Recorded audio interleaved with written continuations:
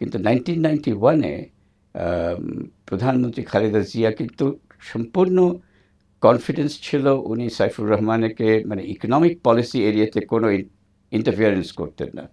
সাইফুর রহমান সাহেব যেটা ডিসাইড করতেন ওটা ওনার সাথে আলাপ করে উনি সমর্থন দিতেন এবং সেটা দিতেন বলে দ্যাট কম্বিনেশন যে একটা ডেমোক্রেটিক গভর্নমেন্ট যে এরকম র্যাডিক্যাল মানে রিফর্ম এবং পলিসি চেঞ্জ করতে পারে, সম্পূর্ণ একটা ইকোনমির ডিরেকশন চেঞ্জ করতে পারে, এটা ওই সময় দেখা গেছে। আরেকটা বিষয় ছিল যে ক্রাইসিস, ইকোনমিক ক্রাইসিসে বাংলাদেশ পড়েছিল। একটা ক্রাইসিস হলে কিন্তু ওই ক্রাইসিসটাকে একটা অপরচুনিটি হিসেবে ধরতে হয়।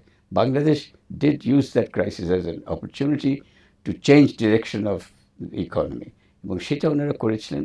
সেটা তখন যেসব ডিপ রিফর্ম হয়েছিল, ট্যাক্স এবং ট্রেডে যেসব রিফর্ম হয়েছিল এবং মার্কেটে যেসব রিফর্ম, মার্কেট ওরিয়েন্টেড রিফর্ম, সেটার কিন্তু বেনিফিট বাংলাদেশ ইকোনমি 20-25 বছর ধরে কিন্তু পেয়ে এসছে। এবং আপনি যেটা বললেন যে এক্সপোর্টের কথা, এক্সপোর্ট পারফরমেন্স ইদানিং অনেক উইক হয়ে গেছে। ওই যে রিফর্মগুলো হয়েছিল, এক্সচেঞ্জ রেট ফ্লেক্সিবিলিটি, আমরা তো 20 বছর ধরে ফিক্সড এক্সচেঞ্জ রেটে ছিলাম। অনেকে মনে করে যে এক্সচেঞ্জ রেট একটু সামান্য জিনিস। নো, এক্সচেঞ্জ রেট যে ফিক্স থেকে যে ফ্লেক্সিবল এক্সচেঞ্জ রেটে যাওয়া, এটার বিরাট ইম্প্যাক্ট আছে অন এক্সপোর্ট পারফরমেন্স। এবং ওই যে 90 দশকে যেটা করা হয়েছিল তার ফলে মানে এবং ইম্পোর্ট লিবারালাইজেশন, সেটার ফলেও কিন্তু এক্সপোর্ট বুস্ট হয়েছিল। 1991 থেকে 2015 পর্যন্ত ডাবল ডিজিট এক্সপোর্ট গ্রোথ হয়েছে। বাংলাদেশকে বলা হতো এর হাইলি পারফর্মিং এক্সপোর্ট ইকোনমি।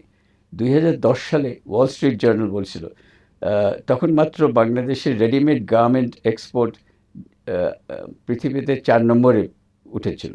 তখন তারা বলেছিল যে বাংলাদেশকে basket case no more, Wall Street জার্নালে বেরিয়েছিল। তারপরে একটা কমে গেছিল ওভারঅল ট্রেড গ্রোথটা, কিন্তু বাংলাদেশের এক্সপোর্ট কিন্তু ওই সময়ও বেশ বেড়ে গেছে।